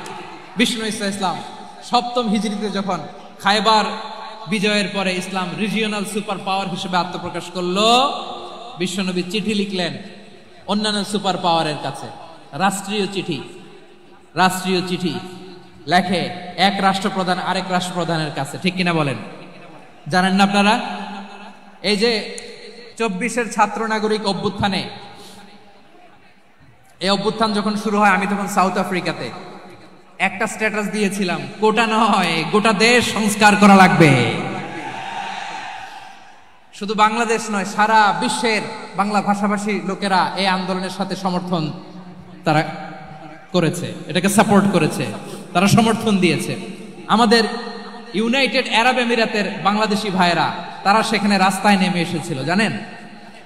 ওইখানে ডেমনস্ট্রেশন করা যায় না, সেখানকার সরকার তাদেরকে যাবজ্জীবন দিয়েছিল। তখন আমাদের এই যে প্রধান উপদেষ্টা ডক্টর মোহাম্মদ ইউনূস সরাসরি G2G বলে, এটারে G2G, government to government, G2G, উনি চিঠি লিখলেন যে তাদেরকে, ইউর হাইনেস, হে সম্মানিত আমির, আপনি আমার এই চিঠির কারণে আমার সম্মানে এই 53 জন বাংলাদেশিকে মাফ করে দেন। এই চিঠির বদৌলতে বেকসুর খালাস পেয়ে গিয়েছিল আমাদের ভাইরা। জানেন না এই ঘটনা আপনারা? তাহলে গভর্নমেন্ট টু গভর্নমেন্ট চিঠি দেওয়া হয়। 7ম হিজরিতে বিষ্ণু ঈসা ইসলাম সব সুপার পাওয়ারের কাছে চিঠি দিলেন, রোমান সম্রাটের কাছে, পারস্য অধিপতির কাছে, মিশরের অধিপতির কাছে, সবার কাছে চিঠি লিখলেন। চিঠির ভাষা ছিল এরকম, মিন মুহাম্মাদিন রাসূলিল্লাহ ইলা মুকাওকিস আযীমিল কিবত, মুহাম্মদ রাসূলুল্লাহর পক্ষ থেকে মিশরের বাদশার কাছে, আসলিম তাসলাম, ইসলাম মানো শান্তিতে থাকবা, সালামুন আলা মান ইত্তাবা আল হুদা, শান্তি তার জন্য যে হেদায়েতের অনুসরণ করে। সুবহানাল্লাহ পড়েন। তো এই চিঠি অনেকে ভালোভাবে রিসিভ করেছে, অনেকে এই চিঠি পাওয়ার পরে নবীর কাছে আবার ইন রিটার্ন উপহার পাঠিয়েছে। কি পাঠিয়েছে? উপহার। মিশরের বাদশা মুকাওকিস তিনি বিশ্বনবীকে বিশাল এক উপহারের ডালি পাঠিয়েছেন।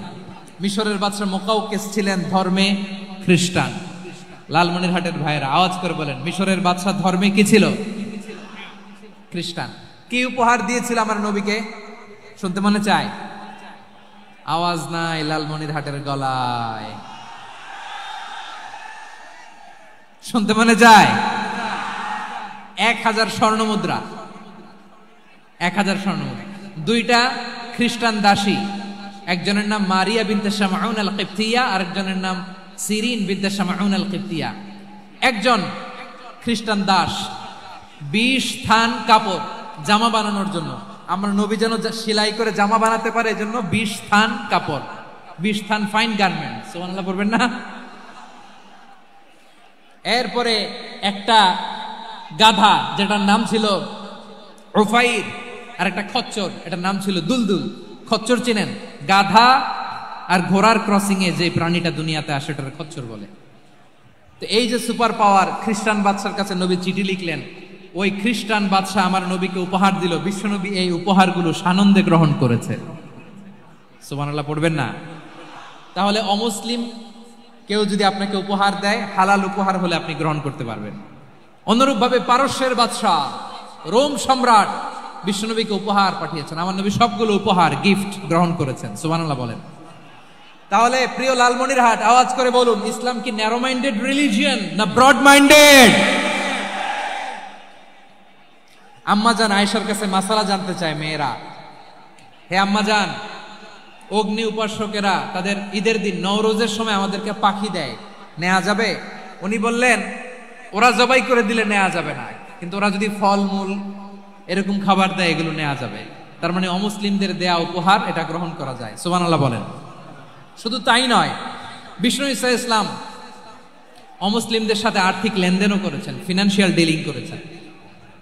অমুসলিমদের সাথে প্রয়োজনে আপনি ফিনান্সিয়াল ডিলিং করতে পারবেন। আমরা প্রায় দেখি বাজারের মিষ্টির দোকানগুলো আমার হিন্দু ভাইদের। লালমনিরহাটে মিষ্টির দোকান, দইয়ের দোকান কারা চালায়? হিন্দুরা চালায় না। তারপরে যে বারবার শপ, চুল কাটে যে নাপিত, অধিকাংশ নাপিতের দোকানে কারা? আমার হিন্দু ভাইরা। তা আপনি চুল কাটতে পারবেন কিনা? পারবেন কিনা বলেন? পারবেন। তার দোকান থেকে দই মিষ্টি কিনতে পারবেন কিনা? হ্যাঁ, আমার মুসলিম ভাইয়ের দোকান থাকলে ওইটারে আমি বেশি প্রায়োরিটি দিব, ঠিক কিনা? কিন্তু যদি তাদের সার্ভিস নিতে চান, প্রোডাক্ট নিতে চান, পারবেন। তার দলিল সহিহ বুখারী, আম্মা জান আয়েশা রাদিয়াল্লাহু তাআলা আনহা বলেন, ইশতারা রাসূলুল্লাহ সাল্লাল্লাহু আলাইহি ওয়াসাল্লাম মিন ইয়াহুদিয়িন তুআমান ওয়া রাহানাহু দিরআহু মিন হাদিদ। রাসূল সাল্লাল্লাহু আলাইহি ওয়াসাল্লাম এক ইহুদির কাছ থেকে, কার কাছ থেকে? সবাই বলে নাই, কার কাছ থেকে? আমার নবী, পেয়ারা নবী এক ইহুদির কাছ থেকে জব কিনেছিল, জব, বার্লি, যেটা দিয়ে রুটি বানায়। ওই জবের দাম দেওয়ার টাকা পয়সা নবীর কাছে ছিল না, ফলে নবী ওনার একটা পোশাককে মর্গেজ রেখেছিলেন, মর্গেজ, বন্ধক, যে এখন এটার দাম দিতে পারবো না, কয়েক কেজি বার্লি নিয়ে যাই আর বন্ধক হিসেবে আমার জামাটা রেখে গেলাম, যেদিন দাম দিব ওই দিন জামাটা ছুটায় নিয়ে যাব। সুবহানাল্লাহ পড়বেন না? বাকিতে নিছিলেন, বাকিতে।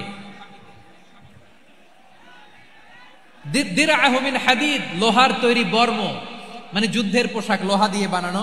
বিশ্বনবী বললেন, কয়েক কেজি জব দাও, টাকাটা পরে দিব, এখন টাকা নাই, বন্ধক হিসেবে, মর্গেজ হিসেবে আমার জামা রেখে গেলাম, যখন টাকা দিব জামা ছুটায় নিব। আওয়াজ করে বলতে হবে সুবহানাল্লাহ। এ থেকে বোঝা গেল অমুসলিমদের সাথে ফিনান্সিয়াল ডিলিং করা যায়, অর্থনৈতিক লেনদেন করা যায়, কেনাবেচা করা যায়, প্রোডাক্ট কেনা যায়। এমনকি আমাদের মসজিদে নববীতে বারান্দায় আপনারা একটা অটোমেটিক ফ্লাইং আমব্রেলা দেখছেন? সূর্য যখন বাড়ে মসজিদে নববীর বারান্দায় ইয়ার্ডের মধ্যে অটোমেটিক্যালি কিছু আমব্রেলা আছে, সাঁ করে খুলে যায়, আর সূর্যের তাপ লাগে না। আবার সন্ধ্যাবেলায় এই আমব্রেলাগুলো ওরা ক্লোজ করে ফেলে, দেখেন নাই না? দেখছেন?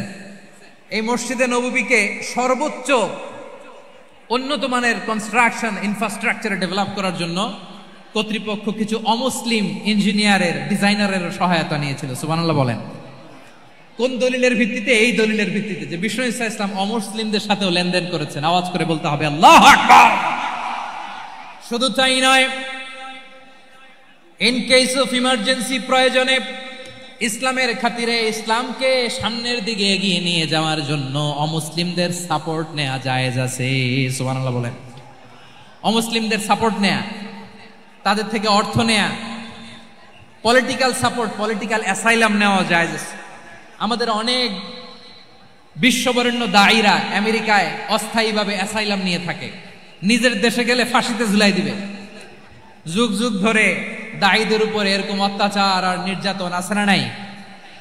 মিশরের অনেক দায়ীরা পাশ্চাত্যে যেয়ে থাকে, এই যে তারা পলিটিক্যাল অ্যাসাইলাম নিয়ে থাকে, রাজনৈতিক আশ্রয়, এটা জায়েজ আছে না? এটা যে জায়েজ আছে তার প্রমাণ স্বয়ং বিশ্বনবী সাল্লাল্লাহু আলাইহি ওয়াসাল্লাম পলিটিক্যাল সাপোর্ট নিয়েছিলেন অমুসলিমদের কাছ থেকে। সুবহানাল্লাহ বলেন। খুব মজাদার একটা ঘটনা শুনবেন, আপনাদের আগ্রহ দেখে তো মনে হয় না শোনার ইচ্ছা আছে। আছে আছে, গলায় জোর আছে। লিল্লাহি তাকবীর, লিল্লাহি তাকবীর, নারে তাকবীর। মাশাআল্লাহ।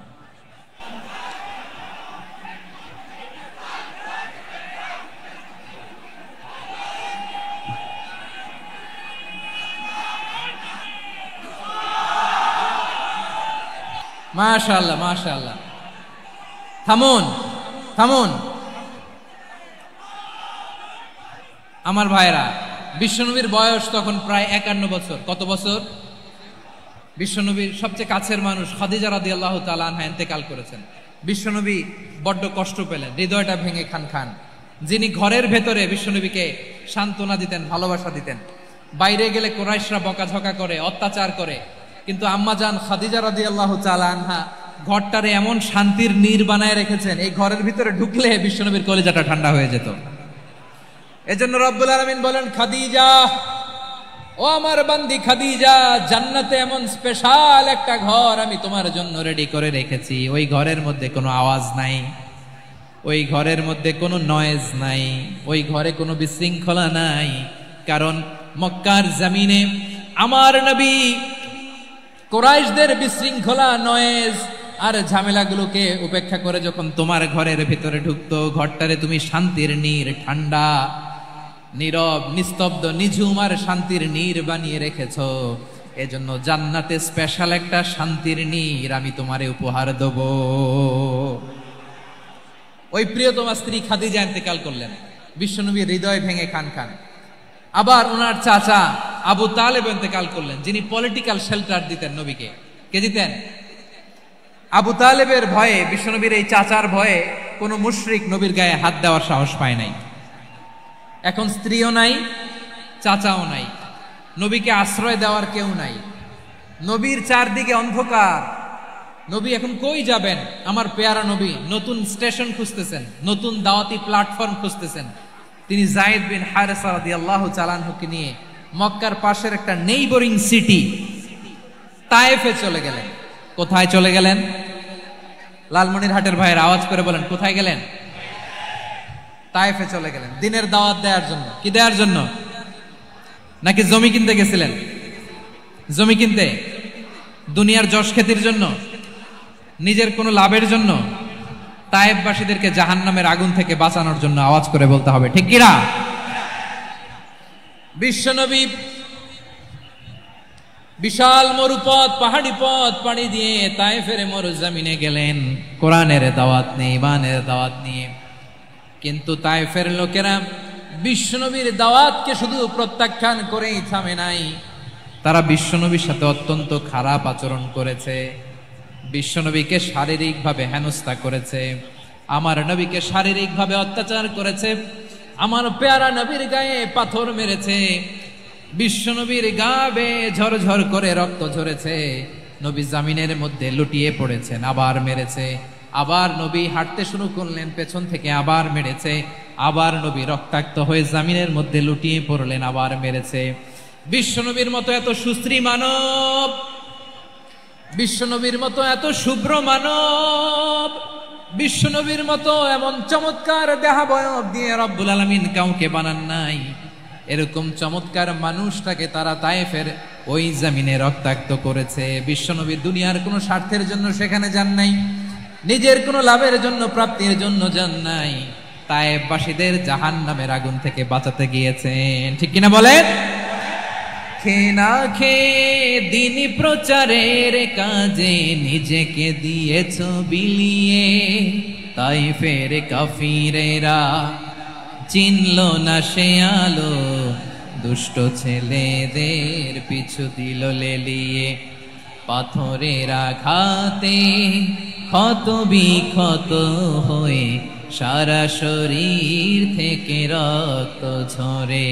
হে রাসূল তোমাকে ভুলি আমি কেমন করে, হে রাসূল তোমাকে ভুলি আমি কেমন করে। পারেন না আপনারা? ধরুন আমার সাথে। হাজার ব্যথা বেদনার পরে ফিরে আসনি তুমি আপন ঘরে, দিনের আলো তুমি ছড়িয়ে দিতে, চলে গেলে মদিনায় মক্কা ছেড়ে। হে রাসূল তোমাকে ভুলি আমি কেমন করে, হে রাসূল তোমাকে ভুলি আমি কেমন করে। ঠিক কিনা বলেন? প্রিয় ভাইরা, তায়েফের ছেলেরা নবীকে রক্তাক্ত করলো। আমার নবী কই যাবে? কই যাবে? মক্কায় জায়গা নাই, তায়েফে জায়গা নাই। তায়েফ থেকে ভারাক্রান্ত মন নিয়ে আমার নবী মক্কায় ফিরে আসলেন। বিশ্ব নবী মক্কায় ঢুকতে পারেন না। মক্কার মরুভূমির দিকে তাকিয়ে, উপত্যকার দিকে তাকিয়ে বিশ্বনবী ধা ধা করে কাঁদেন, ঝরঝর করে নবীর চেহারা মোবারক থেকে চোখের পানিগুলো বেয়ে বেয়ে পড়ে। আমার জন্মস্থান, আমার শৈশব, কৈশোর, যৌবন কেটেছে এই মক্কায়, আমার এলাকায় আমি ঢুকতে পারি না। বিশ্বনবী মক্কার অনতি দূরে দাঁড়িয়ে যায়েদকে পাঠালেন, যায়েদ যাও দেখো কেউ আমাকে সাপোর্ট করার মতো আছে কিনা, যাও অমুকের কাছে যাও। যায়েদ গেলেন, তারাও প্রত্যাখ্যান করে ফিরিয়ে দেয়। বিশ্বনবী বললেন যাও অমুক লোকের কাছে যাও, তিনিও প্রত্যাখ্যান করে ফিরিয়ে দিলেন। কেউ বিশ্বনবীকে আশ্রয় দিতে রাজি হয় না। নিজ জন্মভূমিতে বিতাড়িত বিশ্বনবী, সর্বশেষ বিশ্বনবী বললেন যাও মুতঈম ইবনে আদির ঘরে যাও। মুতঈম ইবনে আদি মুশরিক, তার কাছে যাও। গেলেন, মুতঈম ইবনে আদি রাজি হয়ে গেল। সুবহানাল্লাহ বলেন। দেখেন অনেক বিপদের সময়ও আমি নিজে সাক্ষী, সামাজিকভাবে রাজনৈতিকভাবে কত ঝঞ্ঝা, কত ষড়যন্ত্র, কত কনস্পাইরেসি পাড়ি দিয়ে আমাদেরকে সামনে এগিয়ে যেতে হয়। এই শত্রুদের ভেতরেও একজনকে দাঁড় করিয়ে দেয় যে আল্লাহর কোরআনের জন্য রেডি হয়ে যায়। পড়েন সুবহানাল্লাহ। মুতঈম ইবনে আদি, আল্লাহ তার মনকে নরম করে দিলেন। মুতঈম বলে, মোহাম্মদ আমি তোমাকে আশ্রয় দিব। তার দুই ছেলেকে পাঠালেন, যাও খোলা তলোয়ার নিয়ে, স্কট দিয়ে, গার্ড অফ অনার দিয়ে মোহাম্মদকে মক্কায় ঢুকাও, আর বলো আমি আমান দেব। আমান কি দিব? আমান মানে সিকিউরিটি, নিরাপত্তা। সিকিউরিটি ছাড়া, আমান দেওয়া ছাড়া কেউ থাকতে পারতো না মক্কায়। দুই ছেলে বিষ্ণু ইসা ইসলামকে নিয়ে আসলো। নবী কাবার চারদিকে তাওয়াফ করলেন, নামাজ পড়লেন। আবু জাহেল, উতবা, শাইবা, ওয়ালিদ ইবনে মুগীরা সবাই দেখে, কেউ কিছু করতে পারে না। কারণ মুতঈম ইবনে আদি ঘোষণা দিয়েছেন, আমি মুহাম্মদকে আমান দিয়েছি, মুহাম্মদের গায়ে যেন কেউ স্পর্শ না করে। আওয়াজ করে পড়েন সুবহানাল্লাহ। নবীর এই বিপদকালে মুহূর্তে মুতঈমের হৃদয়টারে নরম করে দিল কে? আচ্ছা লালমনিরহাটের ভাইয়েরা বলেন, এই মুতঈম কি মুসলিম ছিল না মুশরিক? সবাই বলতে হবে মুসলিম না মুশরিক।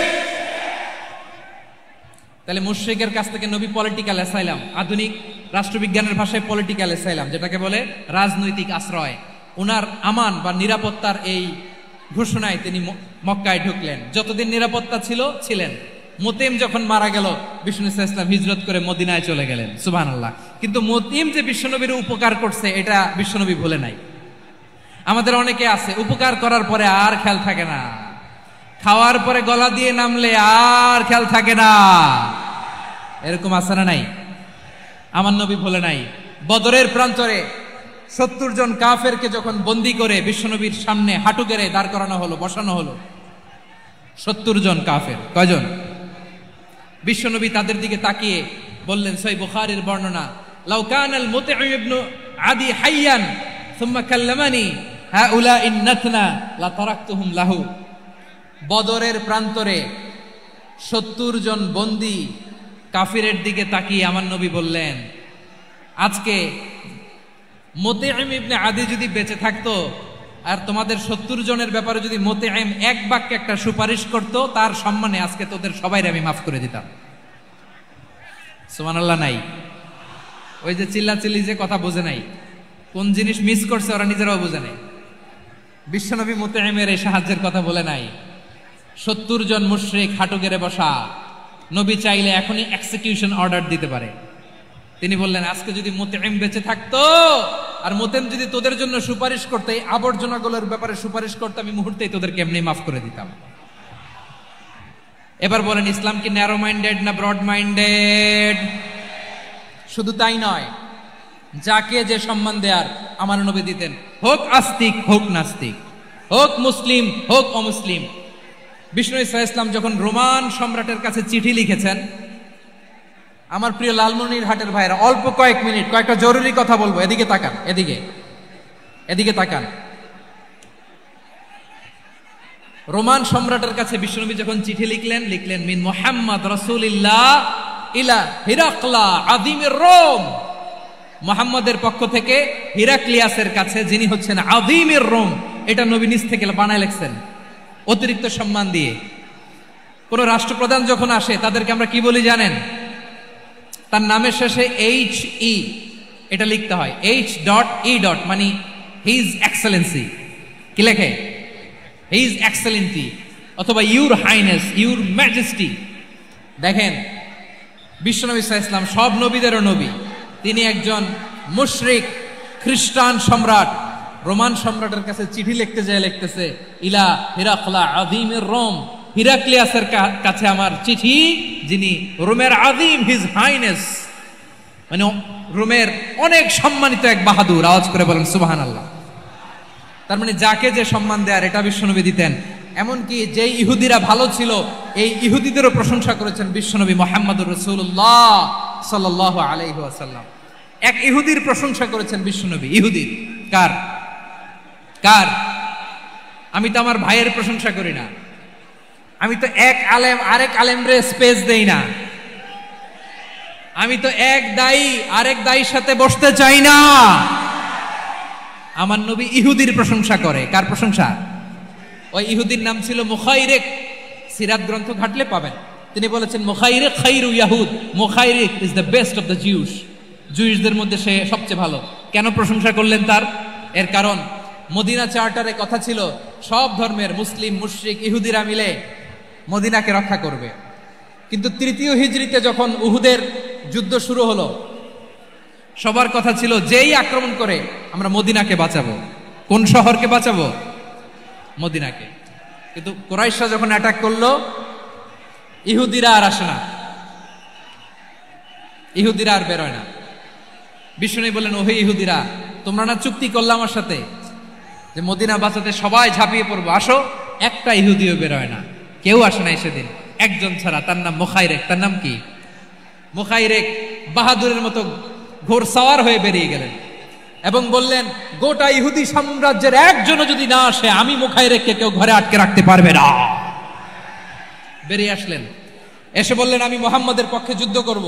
আমি মারা গেলে আমার সম্পদ আমার উত্তরাধিকারীরা পাবে না, আমার সম্পদ তোমরা মুহাম্মদকে দিয়ে দিবা। সুবহানাল্লাহ বলেন। উহুদের ময়দানে 70 জন মুসলমান শহীদ হলো। এই ইহুদি, সেও মুসলমানের পক্ষে যুদ্ধ করে নিহত হলো। সুবহানাল্লাহ বলেন। মুসলিমদের লাশ যখন নিয়ে আসা হলো, এই মুখাইরিকের লাশও নিয়ে আসা হলো। মুসলিমদের লাশের পাশে মুখাইরিকের লাশ দেখে বিশ্বনবী মুখাইরিকের প্রতি অনেক খুশি হলেন। আর বিশ্বনবী খুশি হয়ে বললেন, মুখাইরিক খায়রু ইয়াহুদ, মুখাইরিক যদিও তুমি ইহুদি, তারপরে তুমি সব ইহুদিদের মধ্যে সেরা ইহুদি। পড়েন সুবহানাল্লাহ। আমার নবী ইহুদিকেও সম্মান দিতে কার্পণ্য করে নাই। আওয়াজ করে বলেন আল্লাহু আকবার। প্রিয় ভাইরা, এবার সর্বশেষ আওয়াজ করে বলেন, ইসলাম কি ন্যারো মাইন্ডেড নাকি ব্রড মাইন্ডেড? সবাই বলেন, ন্যারো মাইন্ডেড না ব্রড মাইন্ডেড? এজন্য অমুসলিম হইলেই তারা আমাদের শত্রু নয়। শত্রু কারা? এই লালমনিরহাটের ভাইয়েরা শোনেন, শত্রু কারা?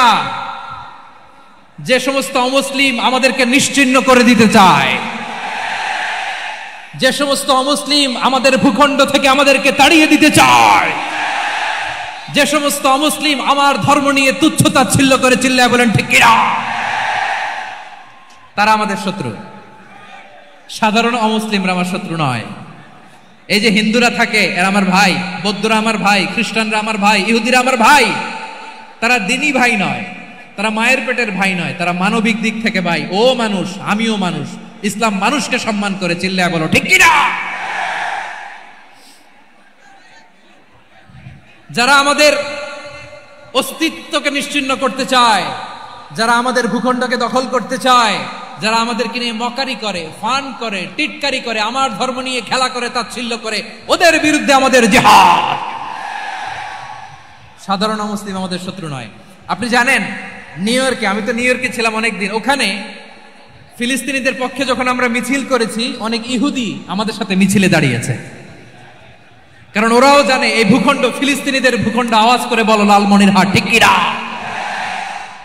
ইসরায়েলের রাজধানী খোদ তেল আবিবে অনেক ইহুদিরা বেঞ্জামিন নেতানিয়াহু তার বিরুদ্ধে মিছিল করেছে। তো তারা কি আমাদের শত্রু? না। অনেক খ্রিস্টান আমাদের সাথে, আমাদের স্বার্থ রক্ষায় আমাদের পাশে দাঁড়িয়েছে। খেয়াল রাখবেন, হিন্দু আর হিন্দুত্ববাদ এক নয়, ইহুদি ধর্ম আর জায়নিজম এক নয়। জায়নিজমের বিরুদ্ধে আমাদের সংগ্রাম, আমাদের জিহাদ, চিল্লায় বলেন ঠিক কিনা। এই যে ফিলিস্তিনের ভাইরা, তারা তাদের স্বাধীনতা সংগ্রামের জন্য লড়াই করছে, করে যাচ্ছে, আমরা এটাকে সমর্থন জানাই, চিল্লায় বলো ঠিক কিনা।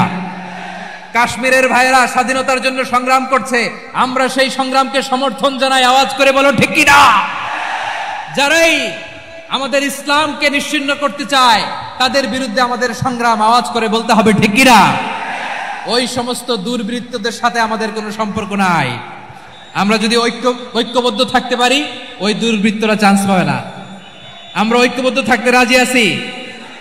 লালমনিরহাটের ভাইয়েরা, আমরা ঐক্যবদ্ধ থাকলে ওই দুর্বৃত্তদের কালো হাত ভেঙে দিতে আমাদের সময় লাগবে না। তাদের কালো হাত ভেঙে দিতে রাজি আছে মুসলমান? কারা কারা রাজি? দু হাত তুলে দেখাও।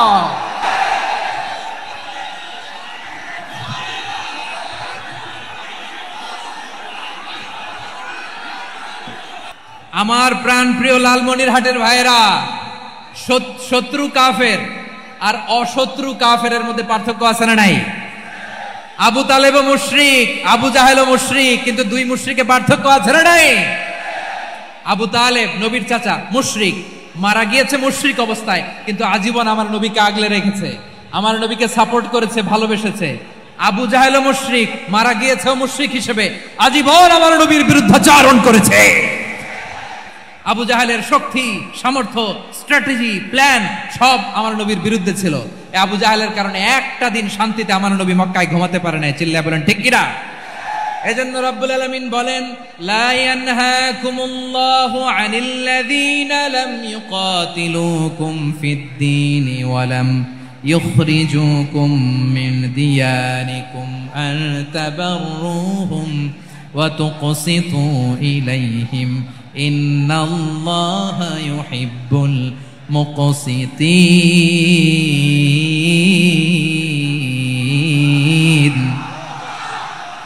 আল্লাহ বলে, গোলামেরা শোনো শোনো, যে সমস্ত অমুসলিম তোমাদের সাথে ধর্মযুদ্ধে লিপ্ত হয় না, তোমাদের বিরুদ্ধে যে সমস্ত অমুসলিম অস্ত্র ধরে না, যে সমস্ত অমুসলিম তোমাদেরকে তোমাদের জন্মস্থান থেকে, ভূখণ্ড থেকে তাড়িয়ে দেয় না, তাদের সাথে ভালো আচরণ করতে আমি আল্লাহ নিষেধ করি নাই। তাদের সাথে সদাচরণে কোনো নিষেধাজ্ঞা নাই, বরং তাদের সাথে সদাচরণ করো, এটাই আমি আল্লাহ চাই। তাহলে আমার যে অমুসলিমরা আমাদের সাথে শত্রুতা করে না, তুচ্ছতাচ্ছিল্য করে না, আমাদের ভূমি থেকে আমাদেরকে উচ্ছেদ করতে চায় না, আমাদের বিরুদ্ধে অস্ত্র ধরে না, ওই অমুসলিম ভাইদের সাথে আমাদের কোনো দ্বন্দ্ব আছে? কোনো বিরোধ আছে? বরং আছে ভালোবাসা। বরং আছে কি? এই ভালোবাসা দিয়ে আমরা বিশ্ব জয় করব। রাজি আছে মুসলমান? আমাদের পুঁজি ভালোবাসা। আমাদের পুঁজি কি? এবার আওয়াজ করে বলেন, আমার এই পুরো আলোচনা থেকে the religious coexistence, peaceful coexistence, শান্তিপূর্ণ সহাবস্থান, কমিউনাল হারমোনি, এই সাম্প্রদায়িক সম্প্রীতি, এই আলোচনা থেকে কি বুঝলেন? ইসলাম কি ন্যারো মাইন্ডেড না ব্রড মাইন্ডেড? এই ব্রড মাইন্ডেড হৃদয় নিয়ে, ভালোবাসা দিয়ে আমরা বিশ্ব জয় করতে চাই। রাজি আছেন? আল্লাহ কবুল করুক। আমরা সবাই পড়ি আমিন। লালমনিরহাটের জেলা স্টেডিয়ামে আমার প্রিয় মায়েরা, বোনেরা, আপনাদের জন্য একটা হাদিস বলে শেষ করব। বিশ্বনবী বলেন, আমার মায়েরা খেয়াল করে শুনুন, বিশ্বনবী আপনাদের উদ্দেশ্য করে বলেন, আল মারআতু ইযা সাল্লাত খামসাহা ওয়া সামাত শাহরাহা হাফিজাত ফুরুজাহা আতাআত বা'লাহা ফালতাদখুল মিন আইয়ি আবওয়াবিল জান্নাতি শাআত।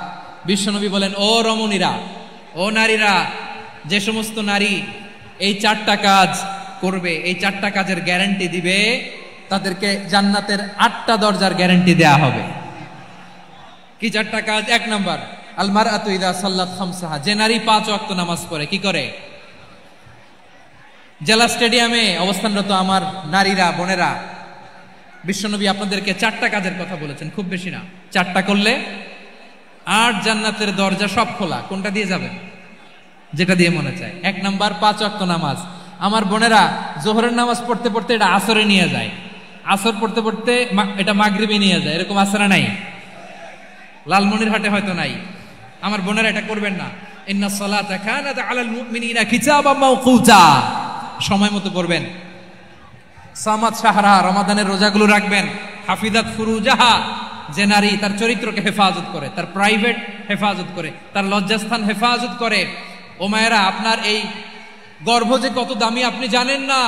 আপনার এই গর্ভ থেকে জন্মাবে আগামীর সালাহুদ্দিন আল আইয়ুবী। আপনার গর্ভ থেকেই জন্মাবে ইমাম আল মাহদি আল মুনতাযর। আপনার পেট থেকে জন্মাবে আবু সাইদের মতো বীর সৈনিক। আপনার পেট থেকে জন্মাবে মুগ্ধের মতো বীর মুজাহিদ। আপনি জানেন না কে আসবে আপনার পেট থেকে। সময়টাকে কাজে লাগান, ইসলামকে বুঝেন, মানেন, আমাদের ইসলামিক লেকচারগুলো শোনেন। আমরা যে বার্তাগুলো, ইনস্ট্রাকশনগুলো, দিক নির্দেশনাগুলো আপনাদের খেদমতে রাখি, এগুলো মেনে চলুন। আপনিই পারেন আপনার ঘরটাকে জান্নাতের টুকরা বানাতে। একটা family, it's a very big institution and you are the MD, the managing director of this institution. চিল্লায় বলেন ঠিক কিনা? চাইলেই পারেন ঘরটারে জান্নাতের টুকরা বানাতে। 5 ওয়াক্ত সালাত, রমাদানের রোজা, নিজের চরিত্রের হেফাজত, ও আতাআত বা'লাহা, স্বামীর আনুগত্য। এটাতে অনেকে ভুল করে থাকে। হায় রে আমার বোনেরা, স্বামীর আনুগত্যকে এটা নিজের অপমান মনে করবেন না। আপনার স্বামী আপনার সবচেয়ে বড় গার্ডিয়ান, তিনি আপনার সবচেয়ে ভালো চায়। নারী কখনো গার্ডিয়ানশিপের বাইরে থাকতে পারে না। হয় আপনি বাবার গার্ডিয়ানশিপের ভেতরে, বাপ না থাকলে ভাই আপনার গার্ডিয়ান, ভাই না থাকলে চাচা গার্ডিয়ান, বিয়ের পরে আপনার স্বামী আপনার গার্ডিয়ান। শরিয়া সম্মত স্বামীর আদেশগুলো আপনি মেনে চলবেন, কিন্তু শরিয়া বিরুদ্ধ কোনো আদেশ মানতে আপনি বাধ্য নয়। আওয়াজ করে বলুন সবাই, ঠিক কিনা? এই 4টা কাজ যদি কোনো নারী করে, বিশ্বনবী বলেন জান্নাতের 8টা দরজা খোলা, তোমার যেটা দিয়ে মনে চায় সেটা দিয়ে জান্নাতে তুমি এন্ট্রি নিতে পারবা। আমরা এখানে লালমনিরহাটের সোহরাওয়ার্দী ময়দানে আজকে যেমন একত্রিত হতে পারলাম, আল্লাহর জান্নাতেও যেন একত্রিত হতে পারে। আল্লাহ তুমি তৌফিক দান করো। আল্লাহ আমার এই কলিজার টুকরা যুবক ভাইদেরকে তুমি ওমরে ফারুকের মতো কবুল করো। জেলা স্টেডিয়ামে অবস্থানরত আমার মা বোনদেরকে তুমি ফাতেমার মতো, খাদিজার মতো কবুল করো।